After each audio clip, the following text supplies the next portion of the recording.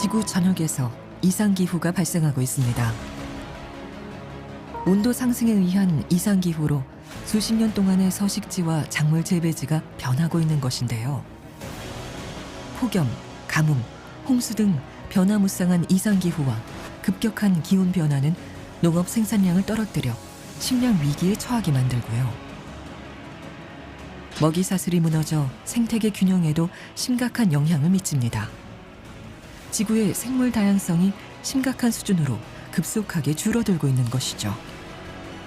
기후 위기로 생물 다양성이 무너지면서 인류의 생존에도 위기가 닥치고 있습니다. 자연 생태계는 균형을 이루고 있어야 모든 생명체가 함께 조화롭게 살 수 있는 환경이 되는데요. 지구상의 모든 생명체가 기후 위기로부터 안전할 수 있는 방법은 과연 없는 걸까요?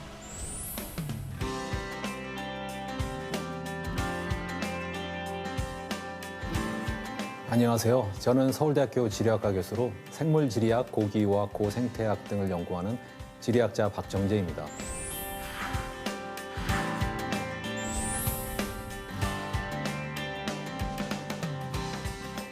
기후변화로 인류를 포함한 생태계가 위험해지고 있습니다. 과거의 기후를 연구하면 현재의 이상기후가 자연의 주기에 따른 것인지 인간의 인위적 개입에 의한 것인지를 알 수 있습니다. 과거 65만 년 동안 대기의 이산화탄소 농도가 180에서 300 ppm 사이에서 움직였으나 현재는 400 ppm을 상회하고 있습니다. 현재 대기 중 이산화탄소의 농도는 문자 그대로 전례가 없는 기록적인 수치인데요. 우리나라의 경우 1987년에서 2017년까지 최근 30년간의 연평균 기온이 1912년에서 1941년까지의 30년과 비교할 때 1.4도나 높아서 지구 평균 증가치를 한참 상회하고 있습니다. 최근의 기후 지표들을 보면 산사태나 해일과 같은 기후 재난이 우리나라에서도 점점 더 많이 발생할 것으로 예측됩니다. 현재 우리는 기후 위기에 직면해 있습니다. 오랫동안 지속된 지구의 기후변화 사이클이 무너지고 있는 것이죠. 지구온난화로 인해 이상 기상현상이 전 세계적으로 발생하고 있습니다. 우리 인류가 기후위기에 직면하고 있는 현재 세워야 할 대책은 무엇일까요?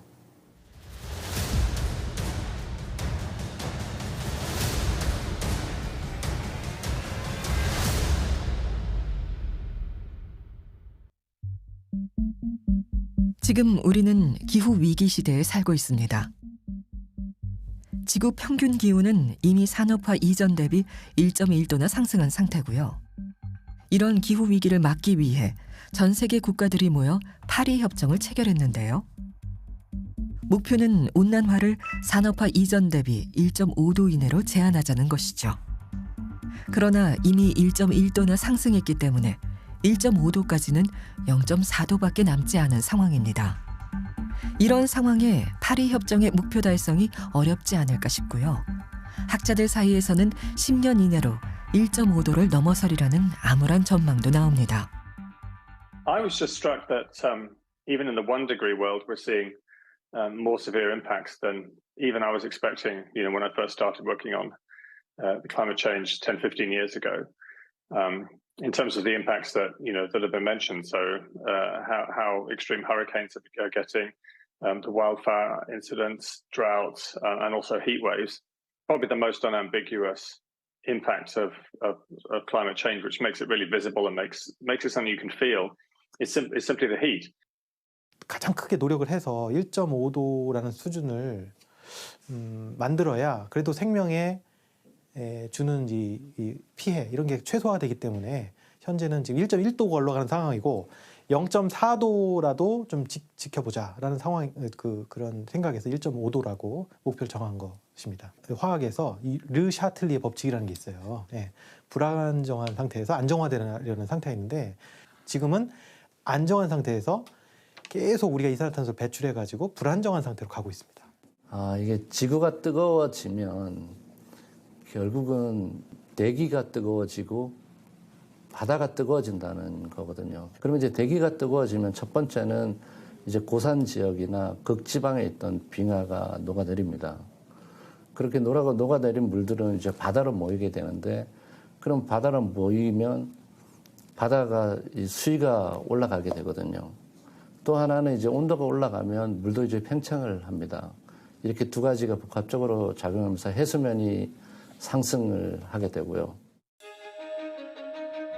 기후 변화로 우리는 또 다른 지구 환경 위기에 직면하고 있습니다. 바로 생물 다양성 감소 문제입니다. 우리에게 생물 다양성이 왜 중요할까요? 왜 종의 멸종을 막아야 하는 걸까요? 모든 생물은 생태계 내에서 밀접하게 연결되어 있습니다. 그 안에서 각자의 역할을 수행하고 있는 것이죠. 사소해 보이는 종일지라도 갑자기 사라지게 되면 생태계의 붕괴로도 이어질 수 있습니다. 생물 하나하나가 모두 중요하다고 생각하고 종의 멸종을 막기 위해 최선을 다해야 합니다. So on our land-based ecosystems, the ecosystems we find in the marine environment, in the fresh water and the polar regions are all negatively impacted. And they're impacted in ways that changes species distribution. So we're seeing species moving and changing where they're located. 생물 다양성이 감소하면 생태계의 안정성이 훼손될 수 있습니다. 인류도 생태계의 일부분이기 때문에 인간 사회 또한 위험해지겠죠. 우리 자신을 위해서라도 지구 생태계와 생물종 다양성 보호에 힘써야 합니다. 또한 생태계가 안정돼 있어야 지구의 자기조절 기능이 제대로 작동해 직면한 기후위기 상황을 극복할 수 있는데요. 인간은 지구 생태계를 구성하는 한 종에 불과합니다. 이런 인간이 무슨 권리로 다른 생물을 사라지게 하느냐는 윤리적인 문제까지 우리가 종 다양성을 보존해야 하는 이유는 무수히 많다고 볼 수 있습니다. 그럼에도 인류는 산업혁명 이후에 무분별한 개발과 성장을 거듭하면서 소위 6번째 대멸종이라는 사태를 불러오고 있습니다. 과도한 개발과 도시화로 인간은 직접적으로 생물 서식처를 교란시키고 있고요. 그 결과 멸종률은 계속 높아지고 있습니다. 인간은 이미 전 지구 표면의 70% 이상을 손댔습니다. 육상 담수의 4분의 3을 이용하고 있고요. 집약적 농경과 도시화로 토양은 침식되고 산림은 훼손되고 있는데요. 그 결과 생물종 다양성의 감소 속도는 점점 빨라지고 있습니다. 1970년 이래 전 세계 야생동물 개체수의 68%가 사라졌다고 합니다. 세계 자연보전연맹에 따르면 전체 양서류의 41%, 포유류의 25%, 침엽수의 34%가 멸종 위험에 놓여 있다고 합니다. 지난 50억 년간 지구는 5번의 대멸종을 겪었습니다. 그리고 이제 인간에 의한 기후 변화로 6번째 생물 대멸종이 일어나고 있습니다. 독일에서는 1989년 이후 날개 있는 곤충의 4분의 3이 사라졌다는 충격적인 연구 결과가 발표되기도 했습니다. 곤충은 식물의 수분에 절대적인 역할을 합니다. 인간에게도 중요한 의미가 있는데요. 작물 생산성을 결정하는 중요한 요인이기 때문이죠. 곤충이 사라지면 인간에게도 식량 위기가 닥치겠죠. 곤충이 살지 못하는 지구는 기능이 정지될 수밖에 없고 지구에 살고 있는 인간도 위태로워질 테니까요. 기후재난이라고 하면 뭐 새롭게 발생한 전염병 창궐, 또 사회재난으로서 생태계 파괴라든가 산불 이런 것들, 그리고 또 자연재난으로 홍수, 그 새롭게 빈도가 증가를 하고 또 강도가 증가하는 홍수, 가뭄 뭐 이런 것들을 기후재난이라고 할 수가 있는데요. 이들 기후재난이 이제 빈도와 강도가 증가함으로 인해서 그 인간계와 생태계 모두가 중대한 피해를 입고 있습니다. 지금 세대, 지금 막 자라는 2020년생은 앞으로도 2100년까지 살아가게 될 텐데 이전 세대들이 배출해 놓은 온실가스, 이전 세대들이 올려놓은 지구 평균 기온 속에서 살아가면서 재난을 겪으면서 살아갈 수밖에 없는 상황이 된다라는 거죠. 그래서 세대 간에 대한 책임도 기후 불평등에 대해서 있어서는 얘기를 해야 될 것 같아요. The species we assessed, and we assessed several thousand species, over half of those have already shifted their distribution. So they've moved where they're located. They're moving polewards. So as the temperatures warm up, species are moving with those temperatures and moving to cooler areas. And on land, we're not only seeing a polewards movement, but species are going up. They're going to high elevations as temperatures increase. We've also seen at the local level, literally losses of hundreds of species at the local level. So local level extinctions, not global ones in those instances, but local level extinctions. 속도가 빨라지는 생물 다양성 파괴로 자연 질서 또한 파괴되어 갑니다. 고지대의 고산식물의 경우 지구 온난화가 진행되면 결국은 더 이상 갈 곳을 찾지 못한 채 지구상에서 사라질 것입니다. 온실가스를 줄이려는 노력 없이 지금 현재 상태로 계속 온실가스를 배출한다면 2100년이 될 때 전체 생물종의 50%가 자신에게 맞는 기후 지역을 찾지 못할 것이라는 극단적인 예측도 나오고 있습니다. If we don't limit warming, then and we get to over 2 degrees or so, then a further 78 centimetres of sea level rise will be committed just from that ice sheet. So that's the risk we're running. It's a choice that's open to us now to really limit these damages to measures that we can really deal with, versus if we fail to act, I fear that we are moving towards a really catastrophic zone for humanity and for our natural environment. 최소 몇만 년에서 몇억 년 동안 이 생물이 지구의 그 온도, 평균 온도 15도에 맞게 이렇게 잘 적응을 해왔고 그냥 번성하고 있었는데, 최근 들어서 이제 온도도 변화하고 그다음에 뭐 강수도 변화하고 여러 가지 다른 변화가 일어나서 거기에 적응하고 살고 있던 특정 종이 이제 멸종하는 그런 것 때문에 전체적으로 생명 다양성이 줄어들고 있습니다.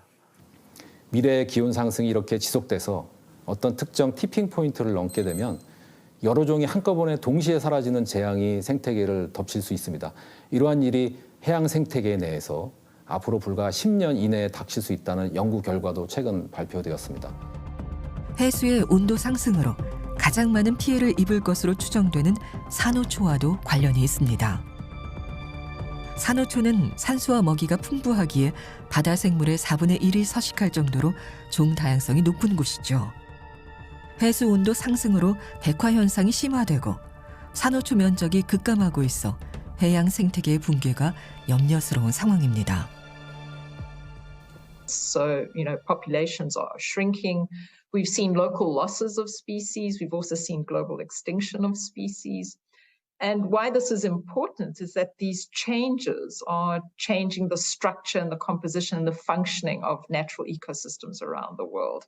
지구가 그 먹이 사슬을 이루고 있습니다. 이게 지구 안에 다양한 종이. 그런데 거기서 이제 멸종을 계속 해가면 그 먹이 사슬이 끊어지지 않겠습니까? 그럼 최상위에 있는 우리 인간에게 영향이 있다고 생각되어지고, 그래서 아마 그것 때문에 굉장히 심각하게 바라보는 것 같습니다. 앞으로 우리가 1.5도씨까지 상승하게 된다라고 했을 때도 이런 우리가 경험하게 되는 재난의 강도는 훨씬 더 강해질 겁니다. 그냥 이렇게 좀 다가오는 수치로 얘기를 한다면은 우리가 1.5도씨가 상승하게 됐을 때 전 세계 바닷속에 산호초가 있는데요. 이 산호초의 70에서 90%가 소멸하게 됩니다. 바닷속의 산호초는 바다 생태계의 기반을 이루는 생물종인데요. 산호초는 그 자체로 CO2를 흡수하는 역할도 하지만 수많은 바다 생태계가 살아가는 데 근간을 이루고 있습니다. 그런데 산호초가 70에서 90%가 소멸된다는 것은 해양 생태계가 무너진다라는 것을 의미하거든요. 그리고 2도씨 가까이 올라가게 되면은 99% 이상 바닷속의 산호초가 소멸하게 됩니다. 그게 비단 바닷속의 산호초만 사라지는 게 아니라 바다 생태계, 그리고 바다에서 나는 해산물을 가지고 단백질을 식량으로 살아가는 사람들에게는 거의 생명의 위협을 느낄 정도의 충격을 받게 되는 거죠. 고수온으로 폐사한 물고기만도 수십만 마리.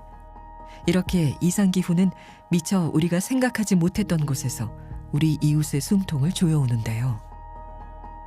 한반도 주변 해역은 최근 10년간 평균 수온이 약 2.5도 상승했습니다. 해수 온도 상승으로 약 1,400억 원에 달하는 양식장 피해가 발생하기도 했다는데요. 해수온 상승으로 어류의 서식지 이동, 어종 변화, 유해생물 출현, 바다 사막화 등이 발생해 연근의 어업에 직접적인 영향을 미칠 것으로 예상하고 있죠. 인류는 현재 지구온난화 문제를 우리가 과연 미래에 해결할 수 있을까에 모든 관심을 쏟고 있습니다. 하지만 지구에 인간만 살고 있는 게 아니죠. 인간을 제외한 다른 많은 동식물들이 지구상에 살고 있고 그 동식물들이 현재 지구온난화를 극복할 수 있을까에도 우리는 관심을 가져야 합니다. 왜냐하면 다른 생물의 멸종은 곧 인류의 위기로 이어질 수 있기 때문입니다. 과거 기후 변화가 있을 때마다 생물은 두 가지 전략을 취해왔습니다. 이동과 유전적 적응인데요. 도시화가 많이 진행된 현 상태에서 동식물이 이동을 하려고 해도 쉽지 않습니다. 기온 상승 속도가 너무 빠르기 때문에 생물이 원래 서식지에서 유전적으로 적응하기도 쉽지 않은 상황인데요. 기후 변화는 미래 생물의 멸종률을 가속화시킬 것이라는 예측도 나오고 있습니다. 생태계 축이 무너지게 되면 그로부터 뭐 우리가 생각하기 어려운 다양한 이런 어떤 좀 피해들이 발생할 것으로 생각이 들고요. 뭐 예를 들면은 지금 우리 그 산에서 포식자가 없어지지 않았습니까? 과거에는 호랑이나 표범이나 늑대가 있었는데 그러니까 어떻게 됐나요? 지금 멧돼지가 굉장히 많이 발생하고 있고 얘들이 민가에도 오는 것이고 뭐 또 농작물도 이제 해치게 되고 이런 여러 상황이 발생하고 있는데 뭐 하나의 예를 이제 말씀드린 것이고 그런 것이 우리나라뿐 아니라 전 세계적으로 그러한 생태계 균형이 무너지는 현상들이 발생할 수 있고 이것은 뭐 생태계 전반에 굉장히 큰 영향을 미칠 것으로 생각이 듭니다. 이런 기후 위기로 많은 피해를 입고 있는 지역이 바로 아마존 열대 우림인데요. 아마존은 종 다양성의 보고이며 중요한 이산화탄소 흡수원이기 때문에 인류에게 중요한 지역이라 할 수 있는데요. 특히 아마존에서도 남동부 지역의 열대우림 훼손이 심각한 문제로 대두되고 있습니다. 이곳에서는 콩 플랜테이션과 묵축으로 열대우림이 크게 훼손되고 있고요. 열대우림이 있던 자리가 사바나로 변하는 식생 변화가 일어나고 있습니다. 이곳에서 나무가 사라지면서 물 순환이 제대로 이루어지지 않아 지역의 가뭄 일수가 증가하고 있고요. 게다가 지구 온난화에 따른 기온 상승은 아마존의 가뭄을 더욱 심화시키고 있습니다. 이곳의 열대우림 면적은 더욱 감소할 가능성이 큰 것으로 예측되고 있고요. 이렇게 열대우림이 지구 온난화로 말라가며 이 지역이 사바나로 변하고 있는데요. 이미 아마존 열대우림의 20%가 상실됐다는 보고도 있고요. 이곳에 많은 양의 이산화탄소가 배출되고 있습니다. 아마존은 많은 양의 탄소를 저장하고 있는데요. 저장된 탄소가 한꺼번에 대기로 방출되면 지구의 온도는 더 올라갈 것이고요. 그러면 지구의 평균 기온에도 영향을 미치게 됩니다. 산림 벌채와 기후 변화가 열대우림의 감소로 이어져 지구 온난화를 유발하는 것이죠. 기후 위기를 심화시키면 이런 문제만 있는 게 아니고요. 아마존의 열대우림 훼손은 종 다양성의 감소와도 직결이 됩니다. 이곳에서 살아가는 나무는 6천에서 16,000여 종에 달하는데요. 열대우림의 감소는 이런 식물의 다양성을 훼손할 뿐 아니라 동물의 종 다양성에도 큰 타격을 입힐 것입니다. 아마존의 생물종 다양성 감소 문제는 앞으로 더욱 심각해질 것으로 예상하고요.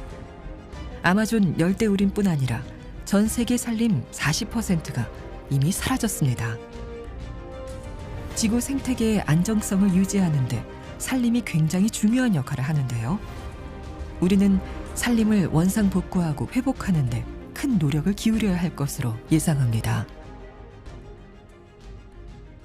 우리 기후변화가 우리에게 이제 많은 부정적인 영향을 미치고 있고요. 특히 생태계에 있어서는 굉장히 심각한 그 영향을 미치고 있습니다. 그 산불로 인해서 많은 식생이 소멸이 되고 거기에 살던 그 동식물들이 없어지기도 하고요. 일부 또 우리의 소비 패턴이라든가 또 그 선호하는 식물, 선호하는 작물, 선호하는 동물을 이렇게 키우다 보니까 생물 다양성이 많이 훼손되는 그런 식으로 그 생태계에 있어서는 굉장히 심각한 그 부작용이 나타나고 있는 것으로 보고되고 있습니다. 산림을 벌채를 한다든지 이런 거죠. 산림을 벌채하는 이유는 경작지를 확보한다든지 살 거주지를 만든다든지 도로나 뭐 공장이나 이런 시설물을 만든다든지 그런 것과 아울러서 최근에는 또 왜 많은 산림 벌채가 이루어지고 있냐면 방목을 한다든지 또 이 가축을 먹이기 위한 사료 작물을 생산하기 위해서 벌채가 많이 이루어지고 있어요. 그래서 갈수록 정말 전 지구적으로 육식의 비중이 갈수록 늘어나고 있어요. 여하튼 이런 것들은 사실 선진국 사람들이 훨씬 더 많은 육식을 섭취하고 그걸 위해서 더 많은 산림을 벌채해오고 뭐 이런 게 있다는 거죠. 수많은 야생동물은 자신의 서식처에서 쫓겨나고 있습니다. 전 세계적으로 생활 수준이 올라가다 보니 축산업이 고속으로 성장하고 있는데요. 지구상의 모든 포유류 가운데 야생종이 차지하는 비율은 중량으로 단 4%에 불과하다고 합니다. 과거 야생동물이 살고 있던 지역 대부분을 가축이 살고 있다는 것이죠. 산림을 파괴하고 농경지와 목축지를 확대하면서 인간은 동물의 서식지를 과거보다 훨씬 더 많이 자주 침범하고 있습니다. 그 결과 코로나와 같은 인수 공통 전염병에도 피해를 입고 있는 것인데요. 이런 코로나와 같은 전염병이 미래에 더 자주 창궐할 것으로 내다봤습니다. 인간과 자연이 동떨어져 있던 것들이 이제 점점 인간이 가까이 가면서 예전에는 그 수인성 질병이라든가 우리 인간에게 영향을 미치던 질병들과 떨어져 있던 것들이 인간이 자연에 가까이 가면서 옮겨와서 발생하는 그런 전염병들이 많아지는 그게 조금 인과관계가 높다고 볼 수가 있겠죠. 이게 이제 좀 논란이 있는데 이제 저는 개인적으로 티핑 포인트가 이 기후 자체, 지구 시스템의 티핑 포인트가 있다기보다는 생물권의 티핑 포인트가 있다고 생각해요. 예. 아니면 지구 시스템 중에 빈권, 그러니까 즉 얼음이 녹는 거죠. 얼음은 0도 이상이 되면 싹 녹잖아요. 예. 그다음에 생물이 멸종을 하는 것은 어떤 임계점에 도달하면 다 멸종하죠. 그게 티핑 포인트인 건데 아무래도 티핑 포인트 이제 전과 후는 특정 생물이 없어지거나 아니면 눈이 녹아서 아주 다른 기후가 되거나 이렇게 되는 거죠. 대기로 배출된 이산화탄소의 3분의 1은 결국 바다로 들어가게 되어 있습니다. 이 바다는 대기의 이산화탄소량을 줄여줄 수 있는 중요한 흡수원 가운데 하나이기 때문에 상당히 중요한 의미를 갖고 있는데요. 그런데 이산화탄소가 바다로 많이 흡수가 되다 보니까 이 바닷물의 산성화가 더욱 심각해지는 문제가 나타나고 있습니다. 해양의 산성화가 심해지면 이 몸체가 탄산염으로 이루어진 모든 해양생물, 가령 조개나 굴 같은 연체동물들이 위험에 빠지게 될 겁니다. 산호초 또한 탄산염으로 이루어져 있기 때문에 멸종 위기에 놓일 가능성이 높아질 겁니다. 사실 우리가 걱정하는 바다 산성화는 과거 지구 역사상에 존재했던 5번의 대멸종이 발생한 주된 요인이기도 하기에 위험한 환경 위기라고 할 수 있습니다. 기온이 2도 상승하면 전 세계 산호초의 99%가 사라질 것이라는 연구 결과가 있습니다. 해수의 온도가 상승하면 산호초의 백화 현상이 자주 발생하게 되는데요. 백화 현상의 발생 간격이 짧아지면서 산호가 회복을 못하고 결국 죽음에 이르게 되고요. 전 세계에서 가장 규모가 큰 호주의 그레이트 베리어 산호초의 경우 이미 반이 죽었다는 보고가 나왔습니다. 산호초 생태계만 봤을 때 이미 티핑 포인트를 넘었는지도 모릅니다. 해양종 다양성의 보고인 산호초가 소멸되면 산호초에 의존하는 다른 생물종의 소멸로도 이어지겠죠. 그 결과 해양 생태계는 붕괴 위험에 처하게 되고 결국 인류도 혼란 속에 빠질 수밖에 없는 것이죠. 이런 기후변화나 기상재해가 심해지면서 어려운 나라, 가난한 나라들 또 거기에서도 좀 경제적으로 취약하고 소외받은 그런 사람들이 피해가 더 크게 그런 사람들이 큰 피해를 받을 것으로 생각돼서 굉장히 심각한 피해가 인간에게도 나타날 것이다. 특히 약하고 가난하고 취약한 그런 계층이 나타날 것으로 생각이 듭니다. 멸종은 아니지만 굉장히 많은 그 사람들이 피해를 입을 거다. 그리고 많은 동식물들이 피해를 입을 거다. 그렇게는 볼 수가 있고요. 그런 것들을 좀 예방하기 위해서 우리가 2도씨로 지구온난화를 제한하자고 얘기하고 있고 그래서 탄소 중립도 해야 되고 또 적응도 해야 되고 이런 것들을 자꾸 해야 된다고 얘기하는 것이라고 생각이 듭니다. Now we're looking at maybe 2.4, as I say, if governments fulfill their commitments, which is a big, big improvement and would avoid, essentially a catastrophic end of civilization. So we can do this, and we're some way along the line to, to transitioning away from carbon. We know what to do. We need electric vehicles. We need to change farming. We need to decarbonize industry. We need to move to clean energy sources and power production. All these things are beginning to happen. So I don't think the world is going to get more and more carbon intensive over this century. And we've already avoided the worst case outcomes, hopefully. So I'm optimistic in that sense, but I'm pessimistic that we can save most of the world's coral reefs because it looks like we're not going to be able to make the 1.5 degree target. It's looking, we'd have to cut half the emissions within like 5 or 6 years, which I think is probably now fundamentally impossible. 육상 생태계를 비롯해 해양 생태계 보호에도 힘써야 할 때입니다. 이 생태계가 제 기능을 발휘할 수 있도록 가능한 모든 조치를 강구할 필요가 있는데요. 이를 통해 기후변화에 대한 지구의 회복력을 높일 수 있기 때문입니다. 생물 다양성이 높은 지역을 해양 보호 지역으로 지정한다거나 친환경적인 양식 방법을 도입해 지속 가능한 양식 환경을 조성하는 방법도 있겠죠. 다행스러운 점은 해양 생태계에는 이동을 막는 장애물이 없어 육상 생태계에 비해 기후변화에 따른 종 다양성 감소가 적을 것으로 내다보고 있습니다. 하지만 자원은 한정돼 있고요. 모든 종을 보존하기에는 한계가 있습니다. 현실적이지도 않죠. 따라서 생물 다양성 보존의 효율성을 높이는 방안으로 생물 다양성 핫스팟 개념을 학자들이 제시한 적이 있습니다. 생물 다양성 핫스팟은 단위 면적당 종 다양성이 매우 높은 지역인데요. 우리 지구에는 야생 동물의 서식지인 풍요로운 토지와 숲으로 가득 차 있는 생물 다양성 핫스팟이 존재합니다. 생물 다양성 핫스팟은 지구 토지 2.3%를 차지하고요. 지구상의 식물 44%와 척추동물 35%가 살고 있는 일종의 동식물종에게 피난처와도 같은 곳입니다. 학자들은 생물 다양성 핫스팟을 기후 변화로부터 지켜야 한다고 주장하죠. 따라서 우리가 이곳을 집중적으로 관리할 수 있다면 생물종 다양성 문제를 완화하는 데 효과적일 겁니다. 그런데 안타깝게도 이곳도 대부분 고립된 지역이기 때문에 기후변화에 따른, 그러니까 지구온난화에 따른 이동이 용이하지 않을 것이라는 그런 예측이 나오고 있습니다. 기후변화로 멸종 위험에 처한 종이 지속적으로 증가할 것이라는 건데요. 우리가 이 중요한 지역에 종 다양성 감소를 막기 위해서 이 지역에 미칠 수 있는 기후변화의 영향을 면밀히 살펴볼 필요가 있습니다.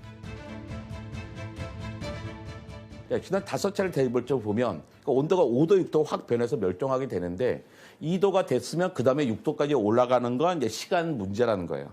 그런데 지난 5차례 대멸종을 보니까 그 당시에 최고 포식자는 반드시 멸종했어요. 또 생물량이 가장 많았던 생명도 반드시 멸종했습니다. 우리는 최고 포식자로 따져보나 생물량으로 따져보나 이 6번째 대멸종을 통과할 수 없는 거예요. 그러니까 어떻게 해요? 인류는 자연스럽게 멸종할 수밖에 없는 거죠. 물론 인류만 멸종하지는 않고 인류와 같이 어울려서 살았던 이 조건에 살았던 지금 조건에 살고 있는 대부분의 생명들도 멸종하고 말 것입니다. 인간이 일으킨 지구온난화는 생물종 다양성 문제를 심화시키고 있습니다. 종 다양성이 줄어들면 생태계는 불안정해지고 인류 또한 위기에 봉착하게 되겠죠. 나무를 심고 산림과 생태계를 보관하는 일에 힘을 기울여야 하는데요. 이런 일은 종 다양성을 높여 생태계를 안정화시킬 뿐 아니라 동시에 대기의 온실가스를 줄여줌으로써 우리를 기후변화의 위기로부터 빠져나올 수 있게 하는 가장 효과적인 방법이라고 할 수 있기 때문입니다. 앞으로 우리가 이산화탄소 배출량을 지속적으로 줄여나가고 이와 함께 자연을 원래대로 돌리는 작업만 꾸준히 해나간다면 기후위기도 극복할 수 있지 않을까 합니다.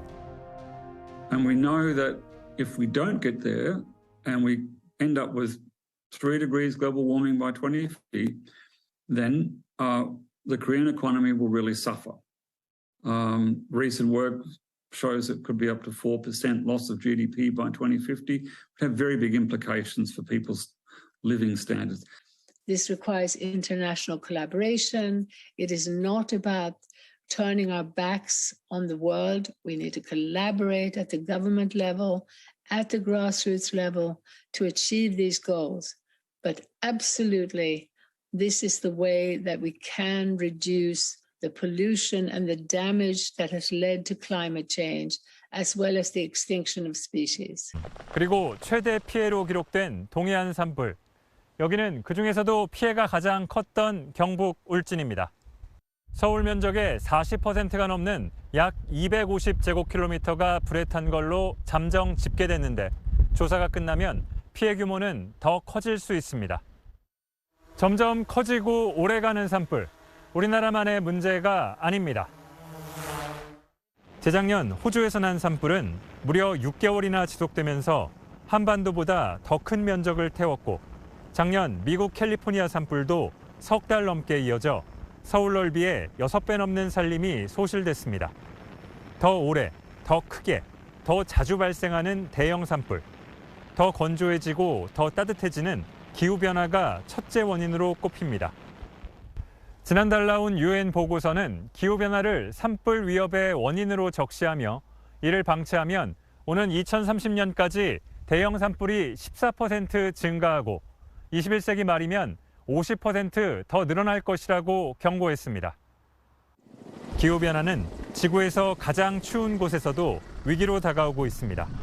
남극으로 가보겠습니다. 여름을 맞은 남극 세종기지, 주변 눈은 모두 녹았습니다. 멀리 바다 건너 빙하가 남극임을 말해줍니다. 34년 전 세종기지가 자리 잡고 늘 가까이서 볼 수 있었던 마리안 소만 빙벽. 하지만 신압으로 사라지더니 최근에는 만년설 아래 덮여있던 땅, 기반함이 드러났습니다. 하얀 얼음띠가 있는 곳도 사실은 이 바로 전에 빙벽이 무너지고 그 깨진 얼음이 퍼져나가는 그런 이제 그 모습입니다. 1950년대 위성 영상과 비교하면 빙벽이 눈에 띄게 줄었고 이제는 차를 타고 3km는 나가야 볼 수 있습니다.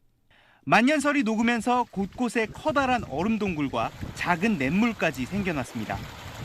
올해 2월 세종기지의 기온은 역대 최고인 13.9도까지 치솟았습니다.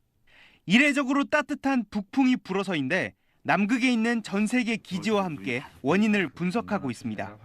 첫 번째는 신기하다. 최고 기온이 깨지는 순간에 내가 마침 세종기지 와서 이제 활동을 하고 있었구나. 최고 기온이 또 경신됐다라는 건 한편으로는 사실 씁쓸한 사실이었었고. 지난 1990년부터 2000년까지 평균 기온이 상승하던 남극은 오히려 2000년부터 2010년까지는 기온이 떨어지면서 온난화가 정말 진행되는지 논란이 있었습니다. 하지만 2010년 이후 전 세계 모든 남극 기지에서 급격한 기온 상승이 관측됐고요. 평균을 내보니 1년마다 0.2도씩 매우 가파르게 오르고 있습니다. 올해 남극 해빙의 면적은 192만 제곱킬로미터로 5년 전과 비교해 우리나라 2배 면적 얼음이 사라졌습니다. 펭귄들도 살기 힘들어 점점 더 추운 남쪽으로 가고 있습니다. 눈 대신 비가 내리면서 새끼 펭귄들이 체온 조절을 못해 폐사하기도 합니다. 남극은 오염원 배출이 없어 깨끗하지만 이산화탄소 농도는 최근 410ppm을 넘어 전 세계 평균과 큰 차이가 없어졌습니다. 지역은 인간이 나눈 경계일 뿐 결국 지구는 하나이기 때문입니다. 다시 우리나라로 가보겠습니다. 이곳은 제주도 한라산의 성판악자락. 우리나라 고유종인 구상나무 군락지입니다. 구상나무는 해발고도 1,400m 이상에서 자라는 나무인데요. 저희 취재진이 구상나무를 보기 위해 현재 해발고도 1,700m 지점까지 올라와 있습니다. 이제 서서히 탐방로 주변에 구상나무 군락들이 보이기 시작합니다. 그런데 군락지라는 말이 무색할 정도로 앙상한 나무들 뿐입니다. 이 나무가 죽고 마르면서 숲이들이 다 벗겨지고 이제 조금만 남아 있는 상태에서 원래는 이런 데도 다 있었다는 말씀이시죠? 그 전체를 다 아주 단단하게 덮고 있는 게 원래 모습입니다. 하늘에서 살펴보니 거대한 나무 무덤 같습니다. 20년 전 위성 사진과 비교하니 구상나무 숲이 크게 줄어든 걸 한눈에 알 수 있습니다. 최근 산림청 조사에선 어린 나무 개체 수가 불과 2년 사이 절반 이하로 준 걸로 나타났습니다. 기후변화로 한라산이 따뜻해지면서 추운 곳에서 사는 구상나무가 타격을 받은 겁니다. 구상나무 같은 고산식물은 앞으로가 더 위기입니다. 최근 해외 연구팀이 기후변화가 고산식물에 주는 영향을 연구했는데 같은 종 내에서 유전적 다양성이 줄어드는 것으로 나타났습니다. 나무가 갖는 다양한 형질 중 일부가 사라진다는 건데 특히 따뜻한 곳 적응에 필요한 유전 형질이 먼저 사라져 온난화에 더 취약해진다는 겁니다. 구상나무에 곁들여 사는 다양한 식물들이 존재하게 되는데 이 구상나무가 사라지면 그와 함께 연쇄적으로 그 종들이 함께 사라질 위협에 처하게 됩니다. 바다는 어떨까? 매년 이맘때면 제주 바다는 산란을 위해 찾아온 오징어로 풍성해집니다. 오징어 잡이가 시작되는 해질 무렵 취재진도 따라 나섰습니다. 빨리 당겨야 돼요? 미끼 20개가 달린 낚싯줄을 15번이나 던졌는데 낚은 건 3마리뿐이었습니다. 이 정도면 사이즈가 한 중간 정도인 거예요? 중간이 못 돼요, 못 돼. 아, 이게 중간도 안 되는 거예요? 중간 안 돼요. 예전에 아버님 하셨을 때 더 큰 거 많이 잡으셨단 말씀이시죠? 그렇죠. 20마리 놓으면은 이 박스가 작아요. 박스가 작는데 지금 이거는 20마리 놔도 안 차잖아요. 지난 30년간 제주도 해역은 수온이 꾸준히 상승했는데 산란 시기에 수온이 올라가면 오징어 산란장이 점차 줄어드는 것으로 나타났습니다. 2030년쯤엔 오징어 산란장이 최대 30% 감소할 걸로 예측됐습니다. 수온 범위를 넘어서서 적정한 그런 이제 환경이 만들어지지 않는 경우에는 산란이 일어나더라도 초기에 어떤 사망률이 높아지는. 우리가 환경 이런 얘기할 때 우리가 상투적으로 하는 이야기들이 있어요. 우리 후손들에게 좀 아름다운 지구를 물려줘야 되지 않겠냐. 근데 다 자기 살기 바빠가지고 후손들 생각 잘 못하잖아요. 기후는 달라요. 우리 후손들에게 좀 정상적인 기후를 물려줘야지 이거 아니라 이미 정상적이지 않습니다. 후손들이 걱정돼서 우리가 변해야 되는 게 아니라 내가 살아남기 위해서 우리는 변해야 되는 것 같아요. 저는 미래가 정해져 있다고 생각해요. 1.5도씨를 넘지 않으려면은 탄소 중립을 해야 한다라는 정해진 미래. 그러면 그 정해진 미래를 지금부터 어떤 계획을 세워서 도달할 수 있는가가 이제 우리가 남아있는 시간 동안 해야 될 일들이 아닌가라는 생각이 들어요. 과거 5차례의 멸종기는 지각 변동과 같은 자연적 원인에 의해 일어났지만 6번째 멸종은 인간의 생태계 파괴로 인해 생겨난 결과라고 합니다. 생물이 멸종한다는 것은 결국에는 생태계에 의존하는 인간의 생존과도 직결되는데요. 어쩌면 최악의 경우 이 지구상에 인간만 살아남는 시기가 올지도 모릅니다. 이런 이유가 탄소를 줄이며 기후위기 문제를 해결해야 하는 이유 아닐까요? 지구온난화의 주 원인이 산업화 과정에서 배출된 이산화탄소라는 이야기는 이제 모두 잘 알고 있습니다. 하지만 기후변화의 원인이 전적으로 인간에 있다는 주장이 받아들여진 것은 생각보다 그리 오래되지 않았습니다. 기후위기를 둘러싼 첨예한 갈등은 여전히 존재합니다. 인간에 의한 지구온난화로 기후재난이 발생하고 저개발 국가와 저소득층은 그 피해로 신음하고 있습니다. 4200년 전 발생한 가뭄이 당시 번창하던 이집트의 고왕국과 인더스 계곡의 문명을 한순간에 무너뜨렸듯이 지금의 기후위기는 인류에게 큰 위협이 되고 있습니다. 전 세계 국가들은 기후변화에 대응하기 위한 다양한 정책을 내놓고 있지만 전 지구적으로 탄소 중립의 목표를 달성할 수 있을지 회의감이 드는 것도 사실입니다. 우리는 이 기후위기를 현실로 받아들이고 온실가스 감축 노력에 적극 동참해야 합니다. 국가와 지자체는 기상이변과 같은 지구온난화의 흑폭풍을 막기 위해 철저히 대비해야 합니다. 불확실하다는 이유로 아무런 조치 없이 넘긴다면 호미로 막을 것을 가래로 막아야 하는 상황이 올 수도 있기 때문입니다. 지금 바로 당장 모든 것을 바꿔야 한다는 걸 잊지 마시길 바랍니다.